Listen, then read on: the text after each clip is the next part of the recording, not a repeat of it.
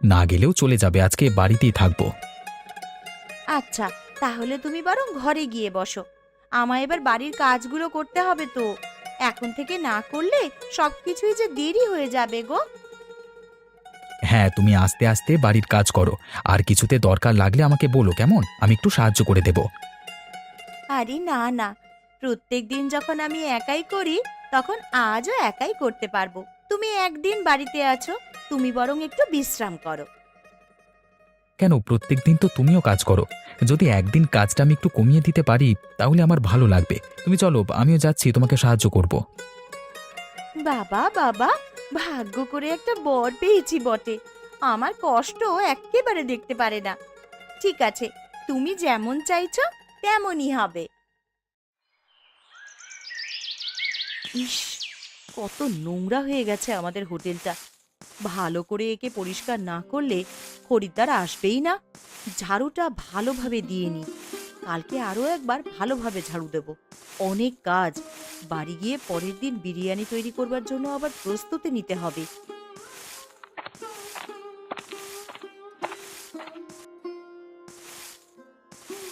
ও পরিষ্কার চলছে? আরে ঠিক আছে, আমি কি তাহলে আর একটু পরে এলে ভালো হতো নাকি?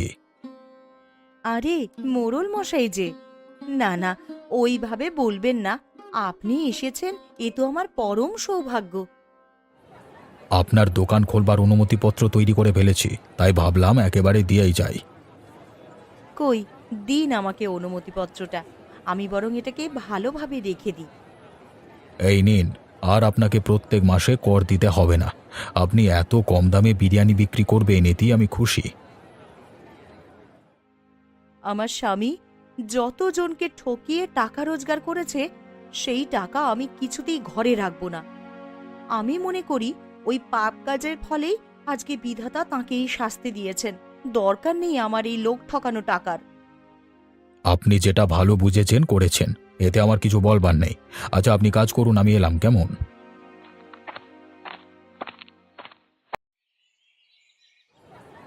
আরে শুনছেন, কেউ তাড়াহুড়ো করবেন না। আমি সকলকে বিরিয়ানি দেব। অনেক বিরিয়ানি করে এনেছি। সকলে একটু ধৈর্য ধরে দাঁড়ান। আমাকে একটু তাড়াতাড়ি দিলে ভালো হতো। বয়স্ক মানুষ, বেশিক্ষণ দাঁড়াতে পারি না। তা দিদি, আমাকে আগে ছেড়ে দেবেন কিন্তু। আমি কিন্তু সেই অনেকক্ষণ থেকে এসে দাঁড়িয়ে আছি। আমি পাশের গ্রাম থেকে সবার আগে এসেছি, সবার আগে আমাকে দিতে হবে। আরে আপনারা থামুন থামুন, অশান্তি করবেন না। আমি বললাম তো, সকলেই বিরিয়ানি পাবেন। দয়া করে অধৈর্য হবেন না। আমি একজন বয়স্ক মানুষ, আমাকেও দাঁড় করিয়ে রাখবে? আমি যে ভালোভাবে দাঁড়াতে পারছি না, মা। আচ্ছা, আমি আপনাকেই প্রথমে দিচ্ছি। সকলে একটু দাঁড়ান, আমাকে কাজটা করতে দিন।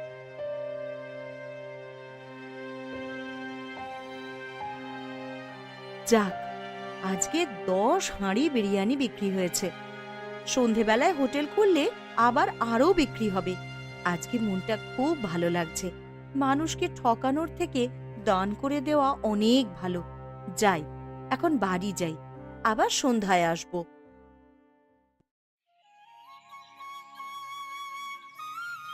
খুড়ো, 15 টাকার বিরিয়ানি খেয়েছো? সবাই বলছিল বেশ ভালো খেতে হয়েছে। হ্যাঁ, খেলাম তো। এই দুপুরের খাবারটা বিরিয়ানি দিয়েই সারলাম। বেশ ভালো রান্না করেছে বলতে হবে। তাহলে সন্ধ্যায় যাব, আমিও খেয়ে আসবো 1 প্লেট। এত কম টাকায় কোথাও তো বিরিয়ানি দেয় না। হ্যাঁ, গিয়ে খেয়ে আসিস। খুব ভালো রান্না করেছে। তবে আমার মনে হয় নিজের লোকসান করে ব্যবসা চালাচ্ছে। মনে হয় নয়।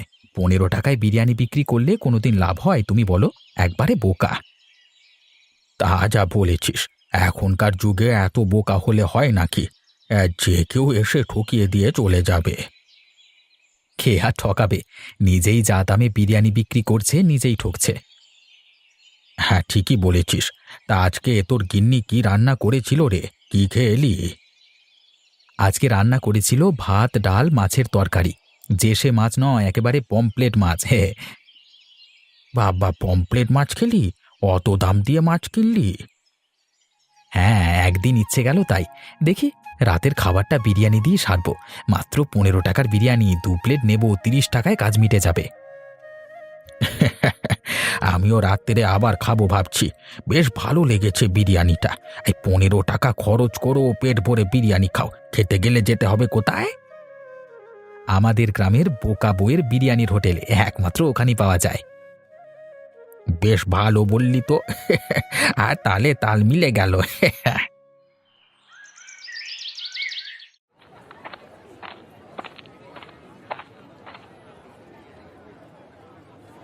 কি আমার জন্য বিরিয়ানি আছে তো? আসুন মোড়ল মশাই, আসুন। আপনার জন্য তো সব সময় রাখাই আছে। আমি এইমাত্র হোটেল খুললাম, বিরিয়ানি তো আছেই।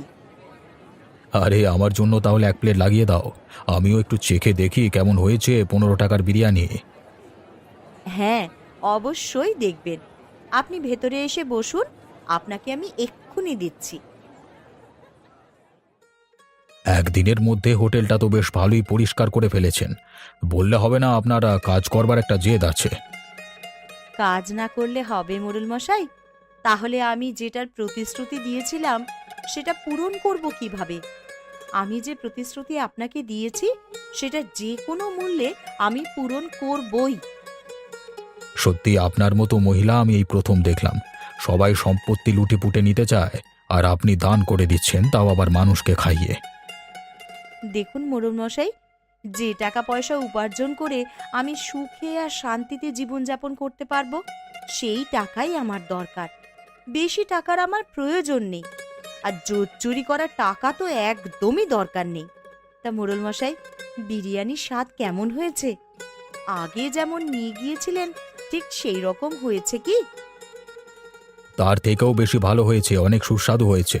মাত্র 15 টাকায় আপনি গরিব দুঃখীদের বিরিয়ানির মতো ভালো খাবার খাওয়াচ্ছেন। আরে সত্যি আপনার মনটা অনেক বড়। সবসময় টাকা থাকলে হয় না, দান ধ্যান করবার মতো মনটাও থাকতে হয়।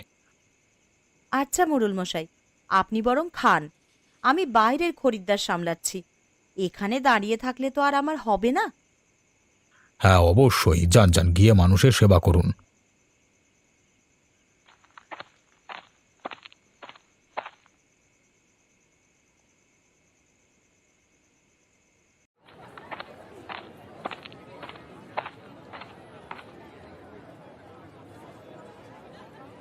দিদি, বিরিয়ানি হবে তো? এখানে বসে খাবো কিন্তু। হ্যাঁ, অবশ্যই হবে। তবে বাইরে তো বসার জায়গা হবে না, ভেতরে গিয়ে বসতে হবে। তাতে কোনো সমস্যা নেই, বিরিয়ানি খাওয়া নিয়ে বিষয়। তাহলে আপনারা বরং ভেতরে গিয়ে বসুন, আমি বিরিয়ানি দিয়ে আসছি। ভেতরে মোড়ল মশাই আছেন, বেশি চেঁচামেচি করবেন না আপনারা, কেমন? এই যে আপনাদের বিরিয়ানি, এখানে বসেই খান, আমি বাইরে আছি। অভিজিৎ, এবার বিরিয়ানিটা খেয়ে দেখ। মাত্র 15 টাকায় কত সুন্দর বিরিয়ানি খাওয়াচ্ছে। হ্যাঁ, আবার কত বড় প্লেটে দিয়েছে দেখ। হ্যাঁ গো খুড়ো, বিরিয়ানির স্বাদ তো অসাধারণ। মোড়ল মশাই, একটা কথা বলছি, কিছু মনে করবেন না। এই মহিলা এত বোকা, বেশি বিক্রি হওয়ার জন্য মাত্র 15 টাকায় বিরিয়ানি খাওয়াচ্ছে। সব শেষে তার লস হচ্ছে, সেটা দেখছে না। আচ্ছা একটু বসো। কে বোকা আর কে চালাক এক্ষুনি প্রমাণিত হবে। মেঘা দেবী, আপনি একবার ভেতরে আসুন তো।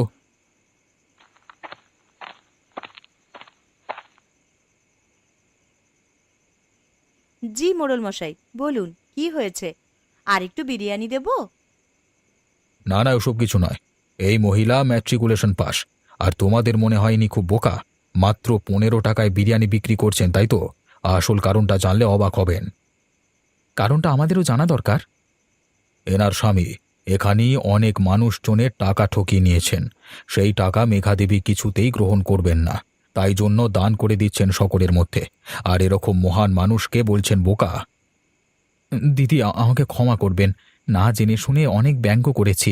তোমার হোটেলকে বোকা বইয়ের বিরিয়ানির হোটেল বলে আখ্যায়িত করেছিলাম। না না, ক্ষমা চাওয়ার কোনো প্রয়োজন নেই। সকলে তো এটাই ভাববে, কারণ 15 টাকায় তো আর বিরিয়ানি হয় না। আসলে আমি এই টাকা সবার মধ্যে দান করে দিতে চাই। যতদিন এই লোক ঠকানো টাকা আছে, ততদিন আমি এই 15 টাকাতেই বিরিয়ানি খাইয়ে যাব। সত্যি, আপনার মতো এত বড় মনের মানুষ আমি এই প্রথম সামনে থেকে দেখছি। আজ আমি ধন্য। আপনার পরিকল্পনা যেন সার্থক হয় এটাই চাই।